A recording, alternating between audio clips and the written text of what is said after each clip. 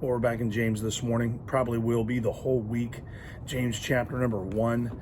And I want to show you something here because I think that most of us miss this reality in our hurry, in our hustle to get over a circumstance, or even to try to figure out our own way to get through things that we've never been through before, or just we're trying to rely on ourselves too much in the course of life. And James hits on something really important here that'll help us navigate in ways that we never have before. And you might be thinking, well, no, I do this all the time.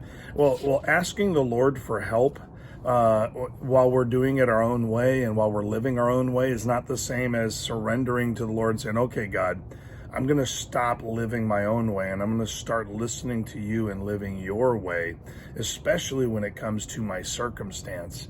Then that's when we are really asking God for help. Listen to what he says, starting with verse number 5. It says, if any of you lack wisdom, let him ask of God, that giveth to all men liberally, and upbraideth not, and it shall be given him.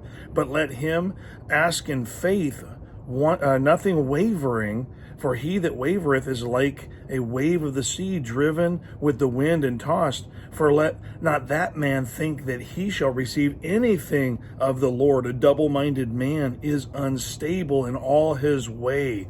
And so we have this reality check here that we are often very unstable. We are often double-minded. We say, God, I'm totally for you, but I'm living for myself. I'm totally needing you right now, but I'm doing it myself.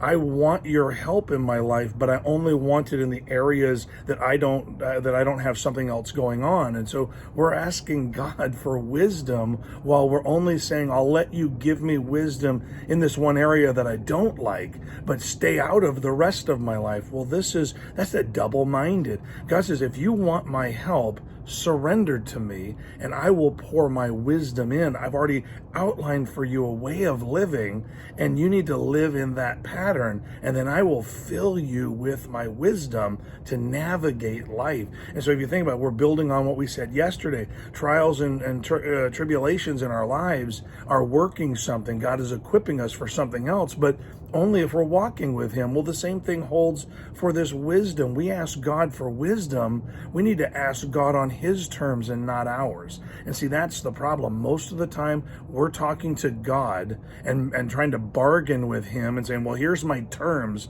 for you to give me wisdom. And I have these demands, Lord, if you're going to get into my life. I'm going to have some regulation for you. And he's saying, throw off the regulations, throw aside the double-mindedness or the wavering in your commitment to me, and get serious about me, and I'll pour wisdom that you have no access to other than total surrender. And so when we do this, when we turn to the Lord, wholly turn to the Lord will pour wisdom in.